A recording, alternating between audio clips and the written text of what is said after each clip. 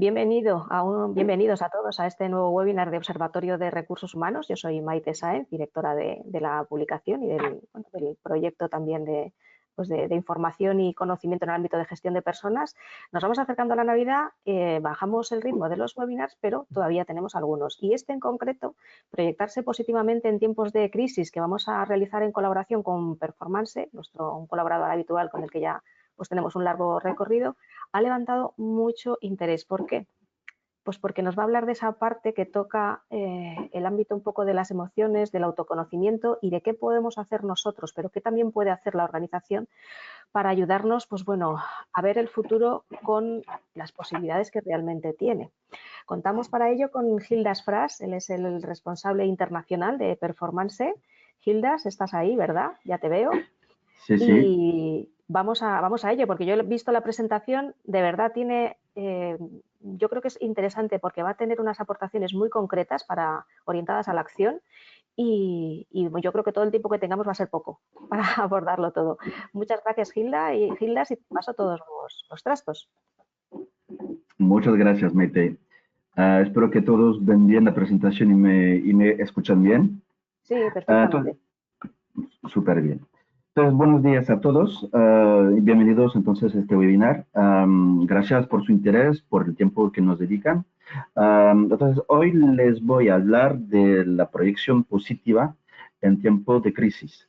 En este contexto particular que todos vivimos desde hace varios meses, y se sabe en particular que el confinamiento ha sido un periodo propicio para la reflexión y el cuestionamiento profesional de muchos empleados. Hemos querido interrogarnos sobre el papel que desempeña la empresa en este proceso. ¿Cómo puede acompañar a sus trabajadores en un contexto de incertidumbre económica con impactos en la política de recursos humanos? Antes de entrar en el meollo de la cuestión, antes de ir al grano, voy a hacer una breve presentación de Performance para aquellos que aún no nos conocen rápidamente. Performance es una empresa francesa, como se puede notar con mi acento. Somos especialistas en la evaluación del desarrollo de soft skills desde más de 30 años ahora.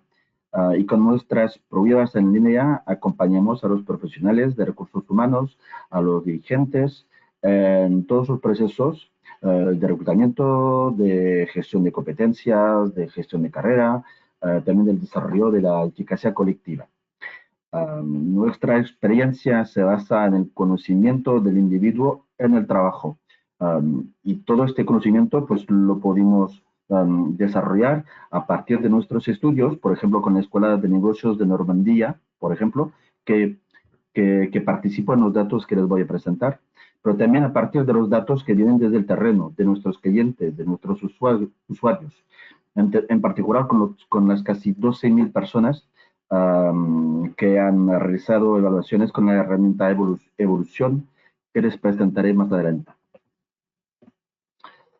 Lo que vamos a ver hoy entonces, primero pues vamos a ver el impacto de la crisis en la carrera profesional, después les hablaré del papel que la empresa puede desempeñar, les presentaré Evolución, la herramienta que nos puede ayudar en este proceso, e ilustraré todo esto con unos casos prácticos de la herramienta Evolución.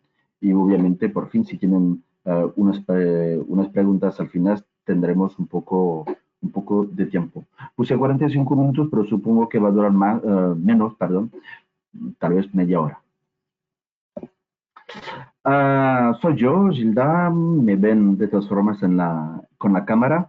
Entonces, yo soy el responsable internacional de Performance, estoy trabajando en Performance desde hace 10 años ahora. Tenemos una presencia internacional en los 5 continentes y especialmente en España, donde nos podemos apoyar en una experiencia sólida desde hace varios años ya. Entonces, ¿qué impacto ha tenido la crisis en la carrera profesional?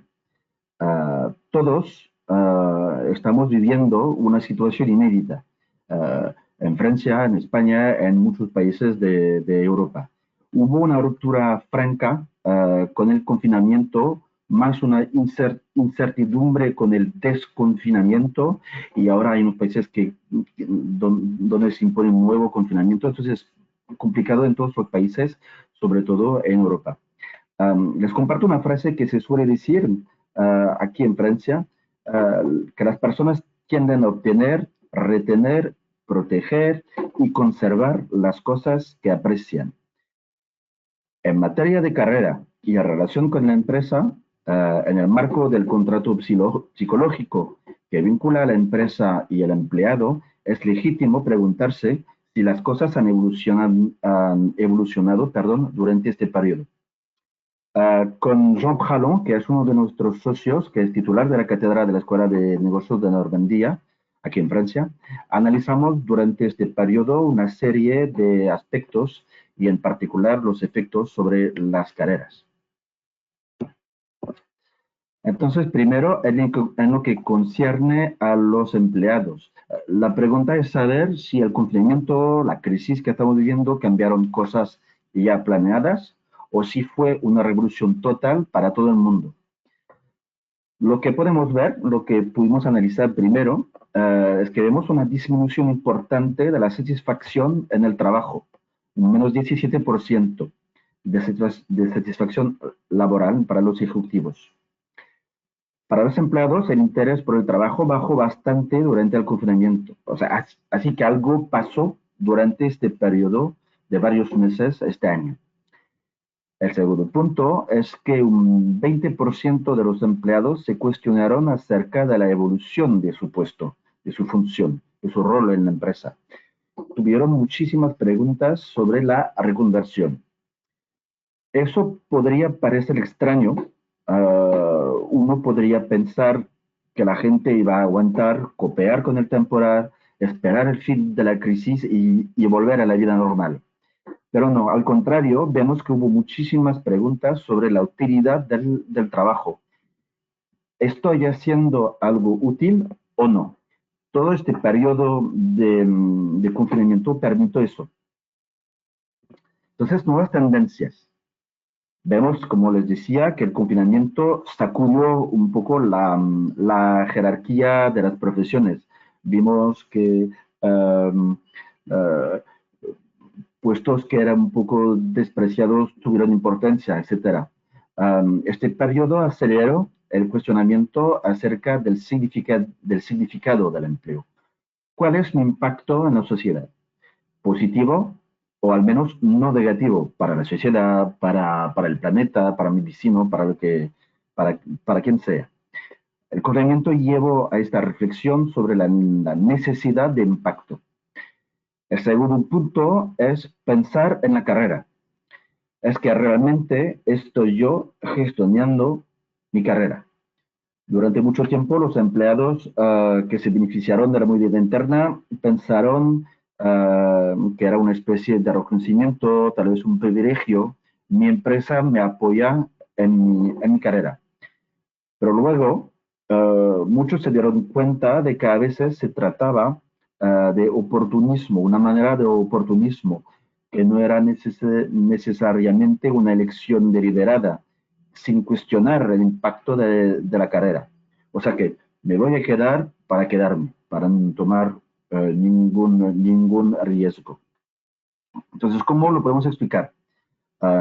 Durante mucho tiempo, y eso es verdad en muchos países de Europa al menos, durante mucho tiempo hablamos de un trabajo de por vida, con un contrato moral entre la empresa y el empleado. La empresa no despide no despide al empleado y recíprocamente el empleado no se va de la empresa. Obviamente, cuando apareció el desempleo masivo, se produjo una ruptura económica y moral. La empresa podía despedir por razones económicas y también porque el empleado había cometido, por ejemplo, un error y tal vez un error moral. Así que por eso durante mucho tiempo se pensó que la gente desempleada o en transición laboral lo había buscado o al menos tenía responsabilidad en la situación en la que estaba. Pero vemos que en los últimos años esta idea está desapareciendo. Hoy en día, la persona que está en transición profesional muestra agilidad, se puede considerar tal vez que está tomando riesgos para encontrar una carrera que le use mejor, más, perdón. Entonces, primero, vemos que hay una búsqueda de impacto y de utilidad. Segundo, nos hacemos todos responsables de la reflexión personal sobre nuestras carreras. Y tercero, los individuos ven su situación personal de manera distinta a lo que puede pasar en la sociedad. O sea, antes uno podía pensar, la economía está mal, entonces me va a ir mal a mí también. Ahora se puede pensar, la economía está mal, pero yo voy a estar bien, yo voy a salir adelante y voy a hacer algo que me guste, lo que implica, como les decía, tomar también riesgos. Entonces, eso era del punto de vista de los empleados. Ahora, en lo que concierne a las empresas, a las organizaciones, estamos una crisis más psicológica que económica, me voy a explicar. Estamos hoy en una situación de expectación entre la crisis. Hay dos perspectivas a nivel económico. La primera es, nos quedamos con la economía tradicional. Todo va a volver a la normalidad en unas semanas, unos meses, esperamos. Todo se va a regular con la oferta y la demanda en sectores tradicionales, automóvil, las compañías aéreas, etcétera, o en nuevos sectores como el digital. O sea, que los factores se ajustarán en el ámbito de la economía tradicional. Eso es la primera perspectiva. Todo va a volver a la normalidad. La segunda perspectiva es que vemos una economía heterodoxa, alternativa.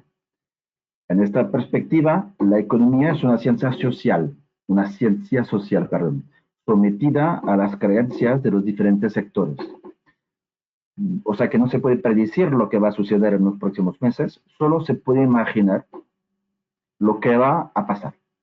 Así que creo que es donde estamos ahora. Todo el mundo está en la expectación qué nos va a pasar, qué podemos imaginar. En este caso, los indicadores tradicionales de la economía no van a ser suficientes. Y lo que puede pasar es que los agentes económicos van a interpretar señales débiles y su interpretación, sus creencias van a influir las acciones y las decisiones específicas que se van a tomar. O sea, que lo que va a pasar en los próximos meses, entonces, es relativamente irracional, entre comillas, y dependerá de creencias y señales débiles. Así que la evolución de la crisis, y esperamos que vamos a salir lo antes posible, esta evolución es más psicológica que económica. Sin embargo, la cuestión es saber si se trata de un cambio fundamental o no. Pues nos damos cuenta de que las cosas ya habían comenzado antes de la crisis. Por ejemplo, lo que se trata de la transición verde, la digitalización, etc. Lo que significa que los escenarios de recuperación están relativamente previstos. Son tres escenarios. El primero, el escenario 1, todo esto, una vez más, desde el punto de vista empresarial, lo que pueden imaginar los dirigentes de empresa. Entonces, el primer escenario, fuerte recuperación económica. O sea, que los clientes se van a manifestar de nuevo, los estados van a invertir en la economía y, como les decía, todo va a volver a la normalidad. El segundo escenario es lo contrario, una disminución violenta de la actividad, una caída. Y el tercer escenario, no pasa nada, la expectación. Y es más o menos lo que estamos viviendo ahora. En el primer escenario, el de la fuerte recuperación, la gente va a volver a consumir. El consumo va a subir. Los estados van a invertir, vamos a tener capitales disponibles y el paro va a bajar. O sea que vamos a tener transiciones lentas. una vez más, por ejemplo, la ecología verde. O sea que las empresas van a acompañar a los colaboradores hacia puestos tradicionales. Eso es el primer escenario. El segundo, en el que tenemos una disminución de la actividad, aquí la gente no vuelve a consumir. El Estado no tiene dinero para invertir en la economía, no se puede pedir un préstamo fácilmente, y el paro va a seguir subiendo. En este caso vamos a tener transiciones fuertes. ¿Por qué? Porque las empresas tendrán que reestructurarse fuertemente, y las organizaciones tradicionales van a desaparecer tal vez y nuevas organizaciones van a aparecer.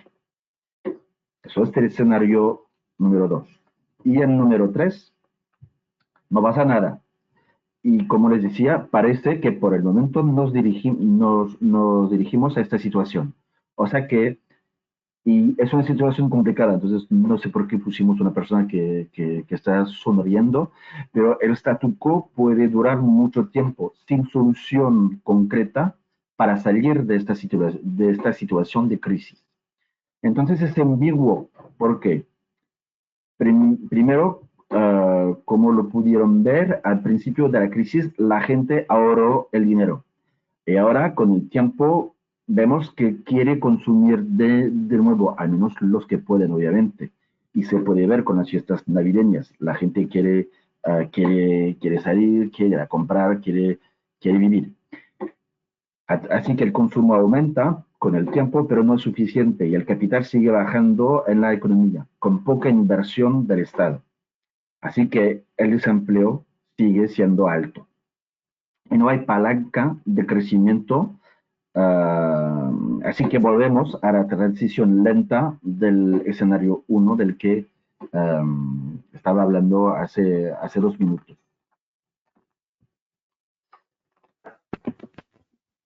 Hola, Gilas. ¿Sí? Ha habido un problema con el audio y la última slide no se te ha oído nada. Es como si se Perdón. hubiera quedado apagado. Y yo tampoco podía, o sea que debe ser de la Ah, plataforma. ahora sí, si me Ahora escuchan sí, bien. ahora ¿Sí? perfectamente, sí. Ok, Además que enseguida nos lo estaban diciendo los asistentes que no se nos oía. vale. Gracias, perdón. Solamente este slide. Sí, sí, yo creo que era esta, la Vale. tercera. Bueno, la tercera. Entonces, el escenario 3 es que no pasa nada. Como estaba explicando, de que parece que estamos dirigiéndonos a esta situación. No pasa nada, y es una situación complicada, porque este statu quo puede durar mucho tiempo, sin solución para salir de la situación de crisis.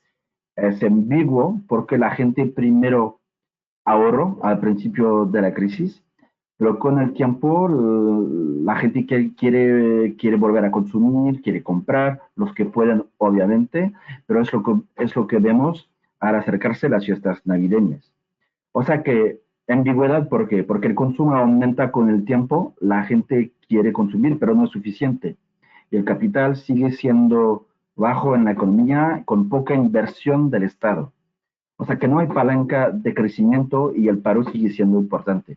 Y la consecuencia es que volvemos a transiciones lentas como en el escenario 1. Por eso les hablaba de crisis más psicológica que económica. ¿Cuáles son las consecuencias cuando estamos en recursos humanos y tenemos que generar empleo? En el escenario 1, el escenario de la fuerte recuperación, hablamos de transformación cualitativa del empleo. O sea que la actividad de la empresa crece, cambia, las empresas se adaptan al mercado, los puestos evolucionan, hay un futuro que imaginar con la gente en la empresa. Y hay que determinar cuál es la adecuación entre la persona y un nuevo empleo. En el escenario 2, la disminución, tenemos una transformación cuantitativa y cualitativa. ¿Por qué? Cuantitativa porque vamos a tener una reducción, una reestructuración de la fuerza laboral. Cualitativa porque vamos a tener una transformación más intensa de la economía. Aquí hay palancas de responsabilidad de la empresa para acompañar a los colaboradores hacia el exterior de la empresa. Eso puede pasar. Hay que prever cambios y tener transferencias de puestos. Y en el escenario 3 es una transformación cuantitativa también. Hay que acompañar hacia puestos que cubrir, pero no hay señales, como decía, no hay señales para anticipar los futuros cambios. Entonces, lo que les quería decir con estos tres escenarios es que, sea cual sea el desenlace de la crisis, los grandes fundamentos de la economía no van a cambiar. O sea, es diferente de la crisis del petróleo del 73, cuando el precio del barril aumentó muchísimo. Aquí no es un cambio total de paradigma o de modelo, se trata de transformaciones y alteraciones ya en marcha. Cuando hablo de alteraciones, quiero decir que significa que a veces hay una aceleración del proceso y a veces, al contrario, una desaceleración. Por ejemplo, el trabajo a distancia, ya formaba parte del Future of Work, no es algo nuevo. Hace un año no imaginábamos el alcance del fenómeno, la importancia que ahora tiene, pero tampoco fue una sorpresa total. La autonomía en el trabajo, la responsabilidad individual ya eran necesidades, ya era algo previsto. El COVID lo aceleró. Al contrario, el COVID ralentizó el proceso de transformación de profesiones, de puestos. Las empresas están en expectación, están esperando, no van a cambiar todo, pero parece que es un proceso inevitable. El ritmo está cambiando. Y para las empresas, la variable es el tiempo, no es el fondo del tema. Entonces, una vez más, no habrá un cambio de paradigma, sino alteraciones. Y para la empresa, la pregunta fundamental es, yo como empresa, ¿qué puedo hacer para acompañar este cambio con mis colaboradores, con mis empleados?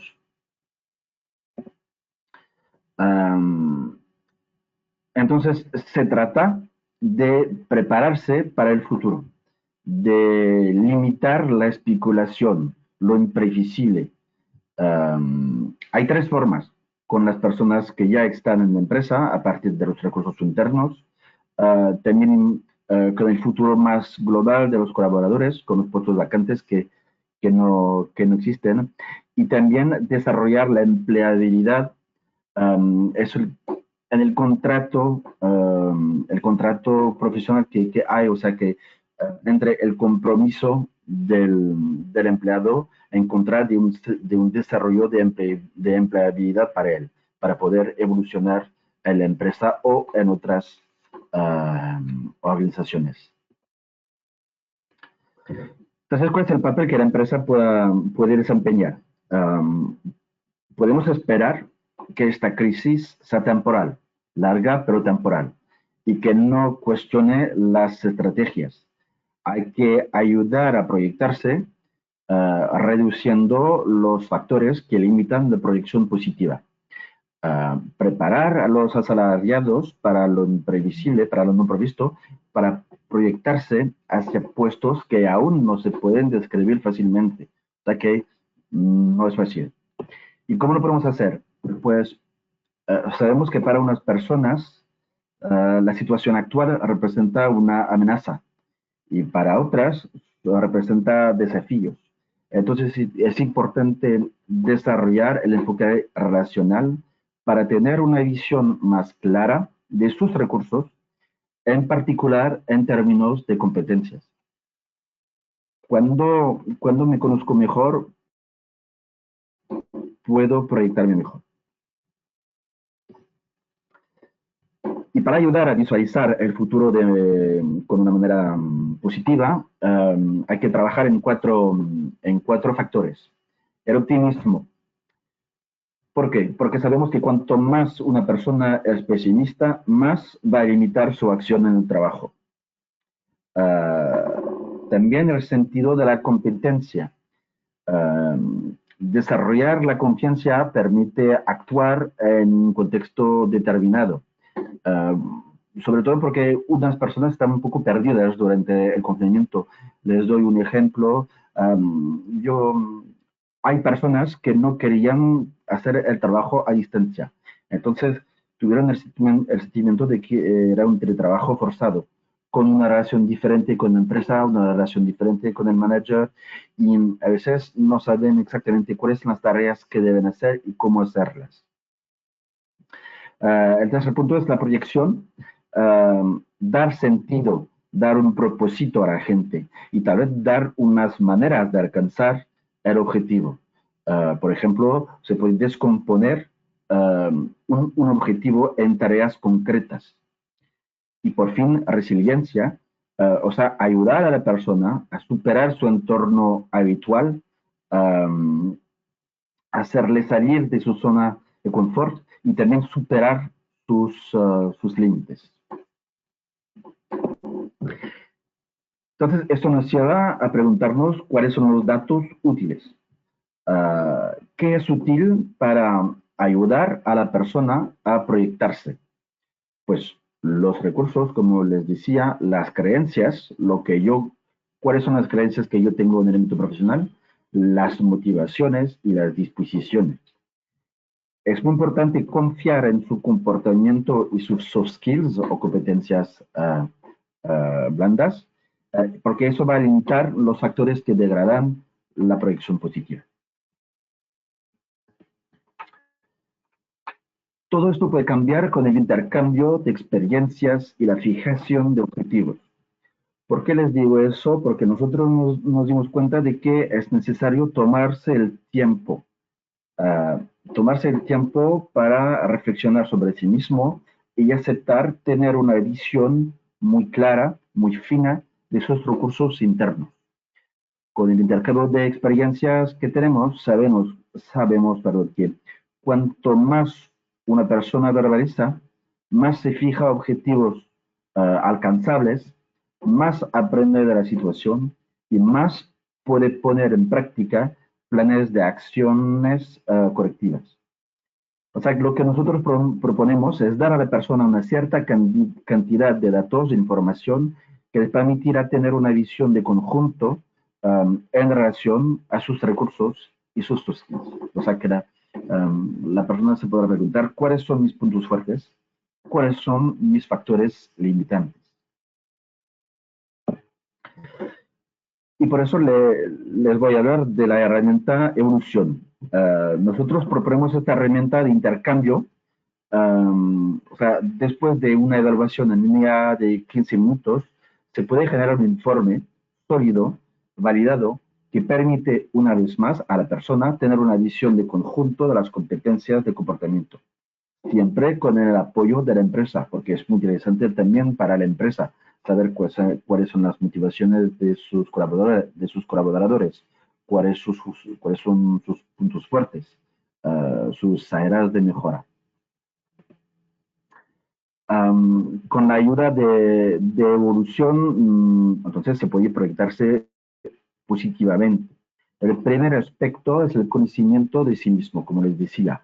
Aumenta el nivel de lucidez sobre cómo crear valor, sobre el entorno en el que nos sentimos más cómodos.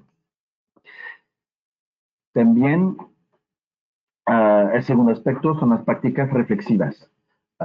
La persona tiene en cuenta estos datos objetivos, bases y limitaciones para proyectarse y puede intercambiar con la empresa o con un profesional en el contexto de una entrevista de feedback. No es solamente tener la información, pero también poder intercambiar, hablar, discutir, reflexionar y tener consecuencias de todo esto. Eso fortalece el sentimiento de competencia, o sea, mis comportamientos pueden ser transferibles a otro puesto de trabajo, en otra situación, tal vez en otra organización. Y eso también ayuda a desarrollar un nivel adecuado de optimismo en esta situación de crisis, una vez más, que todos estamos viviendo. El modelo de evolución, una vez más, evolución es un una herramienta de apoyo a la decisión, construido alrededor de 2 capítulos. El primero, los recursos profesionales, o sea, cuál es el estado de las competencias conductuales, habilidades, los soft skills que tengo. Y el segundo, el perfil de empleo, permite proyectarse en un ambiente profesional más adecuado para la persona. De manera concreta, aquí tienen ejemplos del informe. El informe Evolución va a describir los recursos de comportamiento, descripción de los comportamientos que la persona adopta en un ambiente profesional con bases en puntos de atención. Le permite tener conciencia de estos elementos, permite a la persona proyectarse e imaginar los efectos de adaptación, lo que tiene que hacer también para adaptarse. También vamos a analizar cuáles son las motivaciones de la persona. Y eso es muy importante, insisto en eso. Podemos tener a la persona más genial del mundo con muchísimas competencias, pero si no sabemos cuáles son las motivaciones, ¿qué va a hacer que esta persona se levante por la mañana para ir a trabajar y dar lo mejor que pueda? ¿Qué es lo que va a crear satisfacción en el trabajo? ¿Cuáles son las palancas de compromiso? Puede cambiar según las personas. Puede ser, yo quiero trabajar en equipo con un superambiente, yo quiero tener responsabilidades, tener poder de decisión, o un tercero podrá decir, yo quiero hacer tareas muy diversas, muy distintas, para no caer en una rutina, para no aburrirme. Y eso es muy importante porque permite conocer mucho mejor a sus colaboradores. Entonces permite comprender bien lo que crea el vínculo entre la persona, la actividad y la empresa. También analizamos las creencias profesionales de las que hablaba al principio. ¿Cuáles son los patrones de pensamiento que favorecen o limitan la proyección? Tener esto en cuenta permite tener información y respuestas que le permitirán a la persona evaluada implementar acciones correctivas y adoptar comportamientos adaptados a la situación. Por ejemplo, si yo tengo una creencia irracional de que ser profesor de inglés es una vocación, va a ser más complicado para mí si yo quiero ser profesor y que no tengo esta vocación. O sea, todos tenemos creencias que tal vez tenemos que a veces modificar o al menos adaptarnos. Proyectar a la persona en términos de contexto también.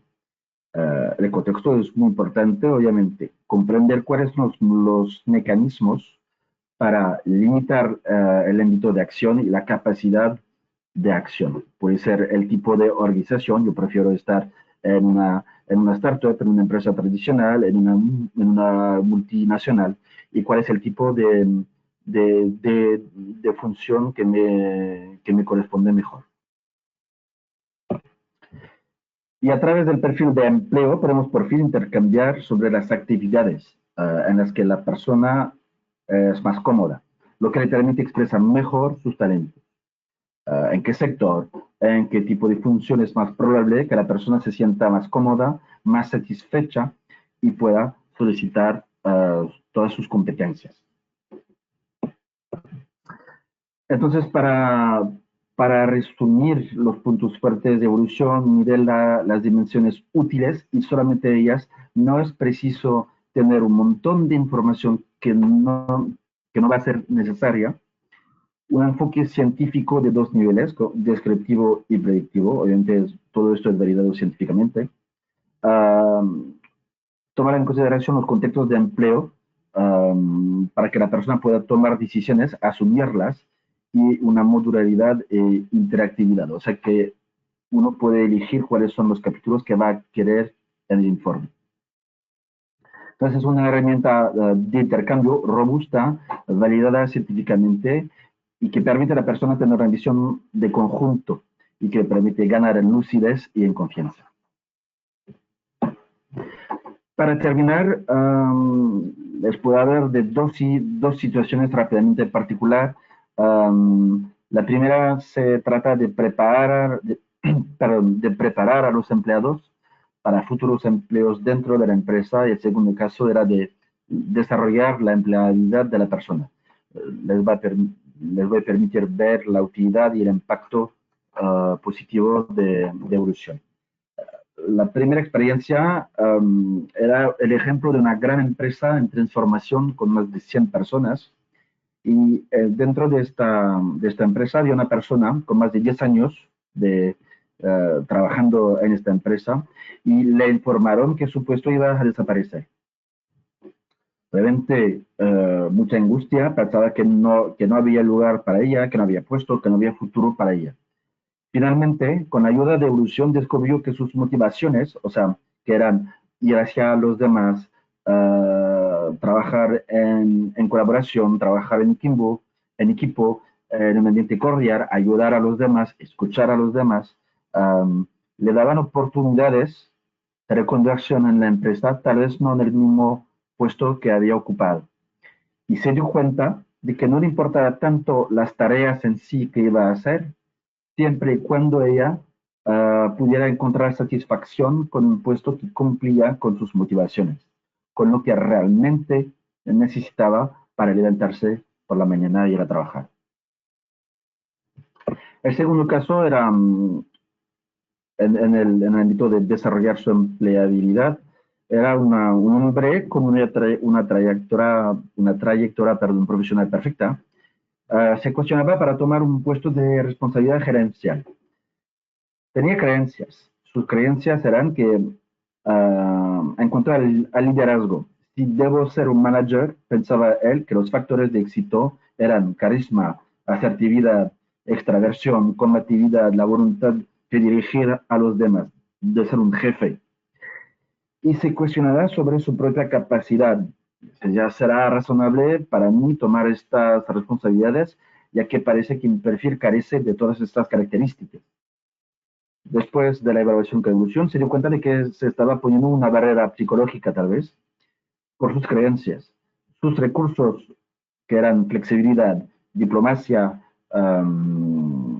afán por la decisión participativa para hacer crecer a los demás, y sus diferencias con respecto a sus creencias era también una fuerza en la empresa, sobre todo en una empresa que lo permitía, obviamente.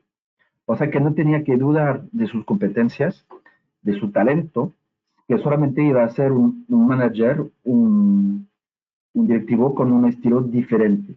Y entonces aceptó el puesto. O sea, que significa que obviamente todos nos podemos poner barreras, pero la puesta en marcha es posible si uno se reflexiona. Ya, no sé si tienen preguntas, ya he terminado. Sí, Gildas, muchas gracias. La verdad es que, De como nada, decía al principio, yo creo que la presentación ha sido muy exhaustiva. espero. ¿Tenemos alguna? Sí, por supuesto. Además, te voy a decir una cosa, me das envidia porque yo soy de las que estudié francés en mi época. Algo sé, pero no podría equipararme a ti hablando como hablas tú en español, ¿eh? Eso que Gracias. vaya por delante. A ver, mira, a ver, tenemos aquí alguna pregunta. A ver, voy a ver. Sí, esta, por ejemplo. Todo lo que nos has expuesto, claro, tiene mucha relación con la necesidad de hacer un reskilling de nuestros empleados, pero ¿tú detectas una voluntad real, nos dice esta persona, de movilizar ese reskilling por parte de las empresas en un O momento de sea, contención? Yo añado, en un momento de contención de presupuestaria muy grande.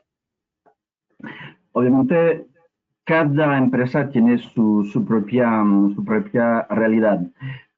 Pero les aseguro que es una presentación que estamos haciendo en varios países, no solamente en Francia, en Bélgica, en Italia, y una vez más, las empresas tienen que acompañar. O sea que obviamente si, no sé, un dirigente dice a mí, me da igual lo que pueden pensar mis colaboradores, uh, no me interesa acompañarlos. Es muy probable que ellos se vayan. Por ejemplo, en performance, ya yo veo a dos personas que ya se preguntaron, pues, ¿cuál es mi plan de vida? Y uno decidió irse de la empresa o otra persona se está diciendo, yo quiero cambiar de servicio. O sea que yo creo que unas empresas tienen esta voluntad real, obviamente, otras no, pero se me hace que es un proceso inevitable y que de una forma u otra tendrán que acompañarlo.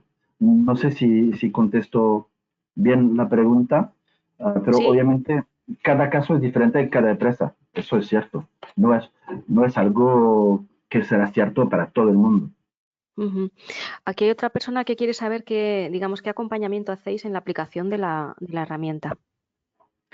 Cuando dices aplicación, es decir, Sí, en el uso de la misma. bueno, pues con esta herramienta voy a dar una respuesta un poco más global. Hay una formación inicial, o sea que formamos los usuarios, no hablo de las personas evaluadas. Imaginemos que un profesional de los recursos humanos quiera utilizar evolución. Hay una formación sobre la herramienta, una formación que dura unas horas. Lo podemos hacer a distancia, obviamente, con este periodo. Y una vez que la persona está formada, está autónoma, tiene una cuenta performance, puede invitar a personas para que se evalúen y hacer la entrevista de feedback. Esa es la primera manera. Formamos y les damos total autonomía a los usuarios. Obviamente siempre estamos aquí si hay un problema, una pregunta, etcétera. Otra opción, podemos hacer también el trabajo, entre comillas, de consejos y de seguimiento. Una empresa no nos puede decir, bueno, ustedes si me pueden ayudar a evaluar a estas 10 personas y nosotros vamos a traer un consejo exterior de la empresa. O sea, hay dos formas, o bien formamos y la empresa es autónoma para utilizar la herramienta, o lo podemos hacer nosotros mismos. Perfecto. Hay varias preguntas en torno al mismo tema y es, claro, la herramienta lo que os permite es tener o recopilar muchos datos agregados de cuál es la situación de las organizaciones. ¿Ese benchmark está previsto facilitarlo a cada organización para saber, digamos, cuál es su mapa en relación a otros mapas globales? Si entendí bien, es para hacer una... No sé si entendí bien la pregunta, es poder Como un hacer... informe de posicionamiento de cada organización. Una vez que ha realizado la herramienta o ha pasado la herramienta por el colectivo de interés, pues tiene una radiografía, pero lo que quieren saber es si esa radiografía se puede comparar con una radiografía global de vuestros clientes en este caso. Ah, bueno, es una herramienta con informe individual, así que no vamos a tener una fotografía de las competencias en la empresa, ¿vale? Um, Cada uno está comparado con una persona, con un montón de personas que ya han contestado la herramienta. Lo que entiendo en la pregunta es que sí se puede hacer casi una cartografía de las competencias en la Eso es. empresa. No sé si... Ok. Sí. Técnicamente lo podemos hacer con otra herramienta también. O sea, podríamos imaginar que todo el mundo conteste evolución y después nosotros podemos sacar datos en un tabla Excel y podemos ver y después hacer una cartografía. Lo hacemos a menudo eso. Y es una cartografía de las competencias existentes en la empresa. ¿Cuáles son los puntos fuertes de mis empleados y cuáles son las áreas de mejora de mis empleados? Ahora, si la pregunta es comparar con otra empresa, no tenemos datos, ¿cómo No tanto es decirlo? con otra empresa. Gilas, no tanto es con otra empresa, sino con un panorama, o sea, con una cartografía global. Eso sí se puede hacer, sí. ¿Mm? No solamente únicamente con la herramienta de evolución, pero combinándola con otra herramienta. En la plataforma es algo un poco técnico, pero es bastante fácil. Sí, sí, sí, sí. Eso se puede hacer. De 5, 10, 20, 500 personas lo podemos hacer. Y hasta podemos sacar un perfil de competencias a medida de la Ujú. empresa. Eso sirve mucho para empresas que nos dicen, pues yo quiero ver cuál es la fotografía ideal de mi colaborador. Yo sé que Ujú. estos tienen éxitos, etcétera, y cuando voy a reclutar, quiero que los nuevos se parezcan a los que tengo en la empresa, por ejemplo. Es uno de los usos. De acuerdo. Pues muchas gracias. Yo creo que ya no, el resto de preguntas se giran en torno a las que ya te he trasladado.